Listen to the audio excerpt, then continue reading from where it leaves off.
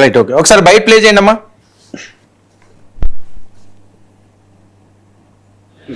పెద్దలు ఉన్నారు, ఇంకో ఆయన ఇప్పుడే వచ్చాడు, ఆయన పేరు చెప్పకూడదు, ఆయన మా పార్టీలో జాయిన్ అవుతున్నాడు, ఆయన కాపే. అబ్బో ఆయన రావడానికి వీల్లేదు, ఎవరిని చేర్చుకోండి, చేసుకుంటే ఏమైపోతాం, ఏ పార్టీ పోతాం. ఇది ఈవేళ చాలా విలువైనటువంటి అంశం. అలాగే జిఎస్ రావు గారితో కానీ మొదటి పద్మనాభం గారితో కానీ ఈ విషయాలన్నీ ఎందుకు జరుగుతున్నాయి? కాపు ముఖ్యమంత్రి ఆంధ్ర రాష్ట్రంలో కాకూడదనేటువంటి విషయాలు ఇవన్నీ జరుగుతున్నాయనేటువంటి విషయాలు నేను చెప్పడానికి ఏమైనా కూడా నాకు పద్మనాభం గారిని 99లో బీజేపీ ఎంపీగా పోటీ చేయొచ్చు, ఆయన కేంద్ర మంత్రి చేద్దాం, ఆయన తర్వాత బీజేపీ అధ్యక్షుడు అవుతాడు, ఆ తర్వాత ఈ రాష్ట్రానికి ముఖ్యమంత్రి అవుతాడని చెప్పిన ఏకైక party Bharatiya Janata party. Right, okay. Aruna గారు,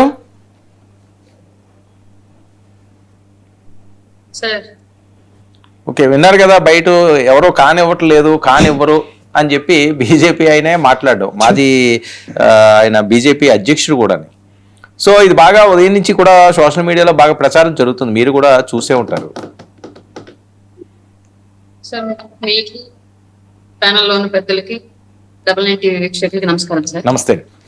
దాదాపు ఒక సంవత్సరం కాలం నుంచి మీరు గమనించినట్లయితే వైసీపీ పార్టీలో ఉన్నటువంటి కాపులందరినీ ఎరగా వాడి కూటమి మీద విషం కక్కేలాగా చేయడం, అలాగే ఎవరైతే ఇప్పుడు కాపు సామాజిక వర్గం నుంచి కూటమిలో కానివ్వండి, మొత్తం రాష్ట్రంలో కానివ్వండి, లేదంటే దేశంలో కానివ్వండి ఒక పేరున్నటువంటి మహోన్నతమైనటువంటి నాయకుడిగా ఎదుగుతూ ఉన్నారు పవన్ కళ్యాణ్ గారు, ఆయన మీద బురద జల్లేలాగా చేయడం, నిరంతరము ఈ సామాజిక వర్గానికి సంబంధించినటువంటి చర్చలు, వాదోపవాదనలు, వివాదాలు ఇవి మాత్రమే రాష్ట్ర రాజకీయాల్లో ఒక సంవత్సర కాలంగా కంటిన్యూగా ఏదో ఒక ఇష్యూ మీద జరుగుతూనే ఉన్నాయి మీరు గమనించినట్లయితే పూర్తిగా. అంటే మళ్ళీ వేరే ఎవరు వీళ్ళని ఏమీ చేయట్లేదు, వైసీపీలో ఉన్నటువంటి వైసీపీ కాపు నాయకులు మాత్రమే పర్టికులర్లీ మిగతా పార్టీల నుంచి ఉన్నటువంటి కాపు నాయకుల్ని టార్గెట్ చేస్తూ, అంటే వీళ్ళే ఒక బ్లాక్ మార్క్ వేసుకునేటువంటి ప్రయత్నం చేస్తూ ఉన్నారు క్లియర్లీ.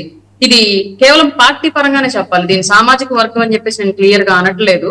వైసీపీ ఈ గేమ్ ఆడిస్తూ ఉంది, దాంట్లో వీళ్ళు సామాజిక వర్గం పరంగా వీళ్ళు బలవుతున్నారు. ఇది లైవ్ లో అందరికీ కనిపిస్తున్న అంశం. వేరే ఏ క్యాస్ట్ల నుంచి ఎలాంటి వివాదాలు, ఏదైనా వివాదం ఉంటే వివాదం తీరుగా క్వశ్చన్ చేస్తున్నారు తప్ప కులం తీసుకురావట్లా.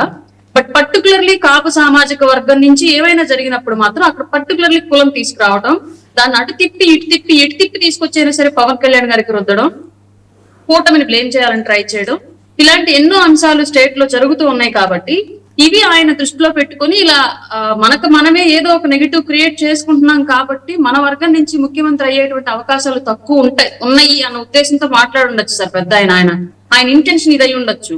అంటే ఒకళ్ళు వీళ్ళే లాక్కుంటూ బేసికలీ ఈ పార్టీలో ఉన్న ఆ పార్టీలో వాళ్ళు, ఆ పార్టీలో ఉన్న ఈ పార్టీ వాళ్ళు కేవలం ఈ సామాజిక వర్గాన్ని మాత్రమే టార్గెట్ గా చేసి జగన్మోహన్ రెడ్డి గారు రాజకీయాలు తిప్పుతూ ఉన్నారు. కాబట్టి అటు ఇటు because of only Pawan Kalyan గారు మాత్రమే జగన్మోహన్ రెడ్డి గారు అధికారం పోవడానికి కారణమయ్యారు. ఇన్ కేస్ భవిష్యత్తులో ఇంకెప్పటికీ అధికారం రాకపోవడానికి కూడా ఆయనే కారణం అవుతారు.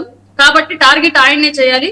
ఆయన టార్గెట్ చేయాలి అంటే డైరెక్ట్ గా పొలిటికల్ గా చేయడం అవ్వదు. కాబట్టి ఈయనకున్నటువంటి రాజకీయ చరిత్ర దృష్ట్యా, ఈయన చేసినటువంటి 5 ఏళ్ల పరిపాలన దృష్ట్యా పవన్ కళ్యాణ్ గారిని డైరెక్ట్ గా టార్గెట్ చేయలేరు. కాబట్టి కులాన్ని ముందు పెట్టి టార్గెట్ చేపిస్తూ ఉన్నారు. సో అటు చూసి ఎటు చూసినా సరే ఆ సామాజిక వర్గం రాజకీయంగా పతనం దిశగా ఇబ్బంది పడుతోంది. కాబట్టి ఇట్లాంటి అన్ని సంఘటనల మూలంగా ఆయన ఆ ఉద్దేశంతో అని ఉండొచ్చు సార్. ఇట్లా జరుగుతూ ఉంటే ఇంకా కాపు ముఖ్యమంత్రి అవ్వడం కష్టం అన్న ఉద్దేశం ఆయన దగ్గర ఉండొచ్చు. ఓకే, అరుణ గారు, ఏంటి తమ్మినేని సీతారాం గారిది చూశారు కదా, తెల్లవారుజామున ఆయన ఎక్కడికో మిస్ అయ్యారట, పరారీలో ఉన్నారట, కుటుంబ సమేతంగా ఏదో కబ్జాలు ఇవి అవి జరుగుతున్నాయట, కక్షపూరితంగా కూటమి చేస్తుందని చెప్పి వాళ్ళు అంటారు. సార్ ఇక్కడ కక్షపూరితంగా అనే కన్నా కూడా అధికారం ఎవరి చేతుల్లో ఉంటే వాళ్ళు ఇష్టారాజ్యంగా చేయడం అనేది చాలా సంవత్సరాలుగా చూస్తూనే ఉన్నాము. వేల కోట్ల ఆస్తులు అధికారంలోకి రాకముందు వాళ్ళ అఫిడవిట్ లో పొందుపరిచేటువంటి ఆస్తుల వివరాలు, ఒకసారి అధికారం చేపట్టిన తర్వాత వాళ్ళు అనుభవించే లగ్జరీలు, వాళ్ళు కూడగట్టుకున్నటువంటి ఆస్తుల వివరాలు అన్ని కూడా నంబర్ ఆఫ్ డిజిట్స్ ఎగబాకేటువంటి సిచ్యువేషన్ ని చూస్తానే ఉన్నాం. కాబట్టి తమ్మినేని సీతారాం గారి విషయంలో జరిగింది కూడా మేబీ అది చట్టపరంగా ఇంకా రూఢి అయిందా లేదా అనేది తెలియదు. ఇప్పటికైతే అభియోగం అయితే మోపారు కాబట్టి ఖచ్చితంగా దానికి ఆయన ఆన్సర్ చేసుకుని ఉంటే బాగుండేది. బట్ పారిపోవడం అనేది నిజంగానే చాలా మందికి అనుమానాలకు తాగిస్తూ ఉంది. ఇట్లాంటివి చాలా జరిగాయని చెప్పేసి నేను గతంలో కూడా చెప్పాము. మా జిల్లాలో కూడా కనిగిరి ప్రాంతంలో చాలా భూములు ఎక్కడి నుంచో అవినాష్ రెడ్డి వచ్చి వేరే ఎవరో ఒడిశా వాళ్ళ పేర్ల మీద ఇక్కడ అసైన్డ్ ల్యాండ్లన్నింటినీ పేర్లు మార్చి చేసిన సంఘటన కూడా నాకు తెలుసు. నేను లాస్ట్ టైం కూడా మీ డిబేట్ లో ఒకసారి చెప్పాను కూడా, ఆధారాలు కూడా చూపించప్పుడు. అట్లాంటి పరిస్థితులు చాలా జరిగాయి వైసీపీ టైంలో. ఇప్పుడు దాన్ని ఖచ్చితంగా కూటమి ప్రభుత్వం వచ్చిన తర్వాత అట్లాంటివి ఈ ప్రభుత్వంలో జరగకుండా చర్యలు తీసుకోవడంతో పాటు గతంలో జరిగిన వాటిని సరిదిద్దడం ఇప్పుడు వీళ్ళకి ఉన్నటువంటి సవాల్ కాబట్టి ఖచ్చితంగా వీటి మీద యాక్షన్ తీసుకొని తీరాల్సిందే డెఫినెట్ గా. అసలు ఒక డెత్ సర్టిఫికేట్ మనిషి బతికడం వల్ల డెత్ సర్టిఫికేట్ ఇచ్చారంటే మామూలు విషయం కాదు సార్. ఎందుకంటే నేను ఇప్పుడు మా మామయ్య చనిపోతే, మా పెళ్లి కాకముందు ఎప్పుడో చనిపోతే, ఇవాళ మాది అసైన్డ్ ల్యాండ్ రిజిస్ట్రేషన్ కోసం మా మామ ఇది డెత్ సర్టిఫికేట్ తెమ్మంటే నేను దాదాపు నెల రోజుల నుంచి ఎంఆర్ఓ ఆఫీస్ చుట్టూ తిరుగుతున్నాను. అప్పట్లో రిజిస్టర్ అవ్వలేదు కాబట్టి ఇప్పుడు మా మామయ్య డెత్ సర్టిఫికేట్ తీసుకోవడానికి నేను నెల రోజుల నుంచి ఎంఆర్ఓ ఆఫీస్ చుట్టూ తిరుగుతున్నాను. ఇంకా వాళ్ళు ఏదో చాలా ప్రాసెస్ పెట్టారు, ఆ ప్రాసెస్ అంతా చేయించుకుంటానే ఉన్నాను కాదు. మీరు ఇంకా ఎమ్మెల్యే, మంత్రి, స్పీకర్ అవ్వలేదు కదా, అయితే ఈజీగా వస్తుంది. అదే అండి నేను చెప్తుంది, డబ్బులుంటే ఏదైనా ఈజీ. చచ్చిపోయిన వాళ్ళు బతికున్న వాళ్ళు కూడా చచ్చిపోయినట్టుగా సృష్టిస్తారు డబ్బులుంటే అని చెప్పడానికే ఇదంతా చెప్పాను నేను. సో నేను అది అయ్యేమి చేయలేను, అవేమి అవ్వలేదు కాబట్టి నేను తిరుగుతూ ఉన్నారు నెల రోజుల నుంచి ఆ ప్రాసెస్ అంతా చేసుకుంటూ. బట్ తమ్మినేని సీతారాం గారు స్పీకర్ అయ్యారు కాబట్టి బతుకున్న మనిషిని కూడా చచ్చిపోయినట్టుగా సర్టిఫికేట్ సృష్టించి ఆమెకు మళ్ళీ ఒడిశాలో ఉన్న వాళ్ళు, ఏపీ వాళ్ళు అయితే గుర్తుపట్టేస్తారని చెప్పేసి ఒడిశాలో ఉన్నటువంటి ఒక అమ్మాయిని తీసుకొచ్చి వారసురాలుగా ప్రకటించి ఆ ఆస్తులు రాయించుకున్నాడు అంటే నిజంగానే ఆశ్చర్యంగా ఉంది. ఇట్లాంటి ఎన్ని జరుగుంటాయి, ఇంకా ఖచ్చితంగా అన్నిటి మీద అయితే యాక్షన్ తీసుకోవాలి సార్. ఎట్ ఏ టైం ఇప్పుడు కూడా అట్లాంటి అవకతవకలు జరగకుండా కూడా చర్యలు చేపట్టాలి, లేదంటే గవర్నమెంట్ కి బ్యాడ్ నేమ్ కాబట్టి. ఓకే సురేష్, ఏం జరుగుతుంది తమ్మినేని గారి అంశం? ఎందుకు వెళ్ళిపోయారు ఆయన? ఆయన ఎక్కడున్నారు? అరెస్ట్ అయ్యారు అంటారు, లేదా అజ్ఞాతంలో ఉన్నారు అంటారు. మీకున్న ఇన్ఫర్మేషన్ ఏంటి? మీకు మరి ప్యానెల్లో ఉన్నటువంటి రాజకీయ పార్టీ నాయకులకు, ప్రేక్షకులకు నా నమస్కారాలు సార్. నమస్తే.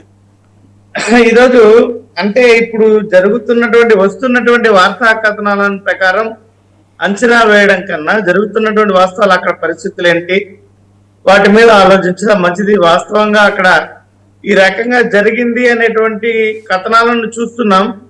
మరోవైపు ఇదంతా కూడా కుట్రపూరితంగా చేస్తున్నారు అనేటువంటి కథనాలను కూడా చూస్తున్నాం. రెండిటిలో కూడా వాస్తవాలు ఏంటి అనేది పూర్తిగా రూఢీ కాకముందే వీటి మీద మాట్లాడడం అనేది మంచి పద్ధతి కాదని నా ఉద్దేశం. మరోవైపు సోదరి అరుణ గారు మాట్లాడుతూ కుల రాజకీయాలను చేస్తున్నారు, పవన్ కళ్యాణ్ గారికి ఆపాదిస్తున్నారు అనేటువంటి ప్రస్తావన విన్నాను. ఏదైనా కూడా పవన్ కళ్యాణ్ గారు మీరు చూసినట్లయితే పవన్ కళ్యాణ్ గారు పార్టీ పెట్టినప్పటి నుంచి ఆయన ఉప ముఖ్యమంత్రి అయ్యేంత వరకు పరిణామాలను కానీ మీరు చూసినట్లయితే అనేక సార్లు ఆయన అభిప్రాయాలను ఆయనే మార్చుకున్నారు పవన్ కళ్యాణ్ గారు.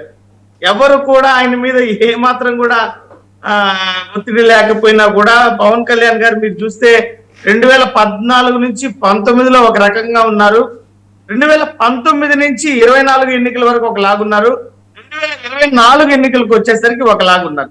అంటే ఎన్నికలకి ఒక అభిప్రాయాలు, ఎన్నికలకి ఒక సిద్ధాంతాలు, ఎన్నికలకి ఒక నిర్ణయాలను తీసుకున్నటువంటి. అంటే సురేష్, ఇప్పుడు వాళ్ళు మాట్లాడేది ఏంటంటే, సరే ఎన్నికలకి ఒక రకంగా మాట్లాడారో లేకపోతే ఏదైనా మార్పులు వచ్చినాయో తర్వాత, ఆయన మీద అయితే అవినీతి ఆరోపణలు లేవని కదా. నేను ఇంకా మాట్లాడితే మళ్ళీ వీళ్ళందరూ ఇబ్బంది పడతారు సార్. పవన్ కళ్యాణ్ గారి మీద అవినీతి ఆరోపణలు లేవు అన్నట్టు ఒక సందర్భం నేను చెప్పదలుచుకున్నాను సార్. పవన్ కళ్యాణ్ గారితో ఒకసారి మేము ఒక చర్చలో ఉన్నప్పుడు నేను గతంలో ఒక అంశం ఇప్పుడు ప్రస్తావన చేయలేదో కూడా నాకు తెలియదు. ఒక 5-6 మంది జిల్లా అభిమాన సంఘాల నాయకులతో ఒక చర్చలో ఉన్నాం. కానీ ఒక సందర్భంలో అప్పుడు నేను ఒక జిల్లా అంటే మా చిత్తూరు జిల్లా, ఉమ్మడి చిత్తూరు జిల్లాకి అధ్యక్షుడిగా ఉన్నా పవన్ కళ్యాణ్ అభిమాన సంఘానికి.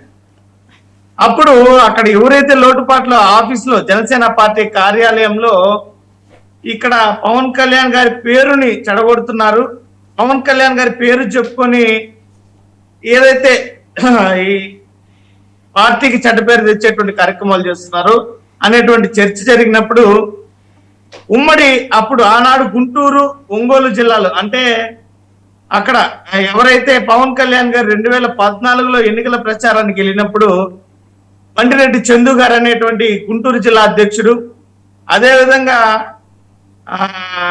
కర్నూలు జిల్లా అధ్యక్షుడు ఆ రోజు పవన్ కళ్యాణ్ గారితో మేము ఒక చర్చ చేయడం జరిగింది. మీతో పాటుగా ఎన్నికల ప్రచారంలో వచ్చినటువంటి వ్యక్తులు ఎన్నికల ప్రచారంలో మీరు ఏ అభ్యర్థి కోసం అయితే ప్రచారం చేశారో వాళ్ళ తరపున వీళ్ళందరూ కూడా కొంత అమౌంట్ ని కలెక్ట్ చేయడం జరిగిందని ఆయన దృష్టికి తీసుకెళ్ళాం.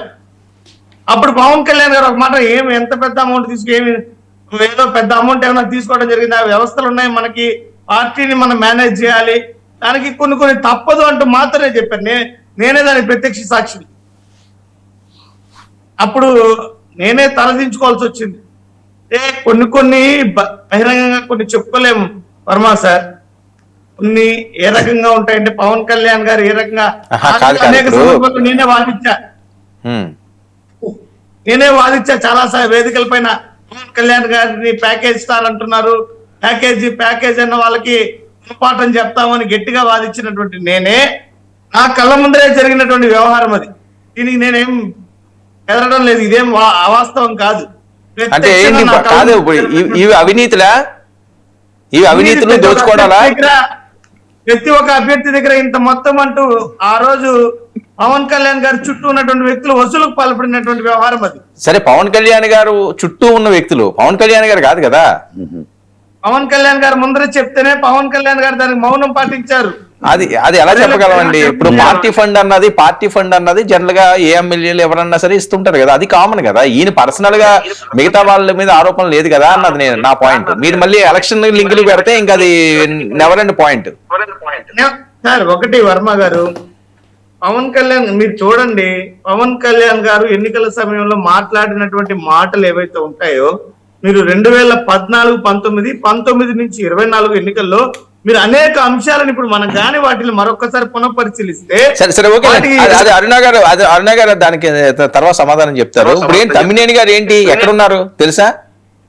సార్ నేను ఇక్కడ ఏం చెప్తున్నానంటే, ఇక్కడ జరిగినటువంటి పరిస్థితులు ఏంటి, వాస్తవాలు ఏంటి, వాటిని ఏ రకంగా ఈరోజు ప్రతిపక్షంలో ఉన్నటువంటి నాయకులను ఇబ్బంది పెట్టదలుచుకున్నారు అన్నటువంటి వ్యవహారాలను పూర్తిగా క్షుణ్ణంగా చూస్తే తప్ప వాటిని మనం చెప్పలేం. ఇప్పుడు 2 సంవత్సరాల క్రితం జరిగినటువంటి జత్వాని గారి కేసు వ్యవహారం 2 సంవత్సరాల తర్వాత ఏ రకంగా మలుపు తిప్పిందో మీరు చూశారు. ఓకే, మరి ఆనాడు మాట్లాడిన చర్చల్లో ఉన్నటువంటి అంశాలు, ఈనాడు వచ్చినటువంటి అంశాలు చాలా పూర్తిగా భిన్నంగా ఉన్నాయి. ఆనాడు అందరూ దాని మీద గట్టిగా వాదించి అనేక ఛానల్లో గంటల తరబడి చర్చలు జరిపి జరిగినటువంటి వాస్తవాలు ఇవే అని చెప్పి బల్లగుద్ది చెప్పిన వాళ్ళు ఈనాడు సిఐడి ఛార్జ్ షీట్ తో మారిపోయినటువంటి ఓకే సురేష్.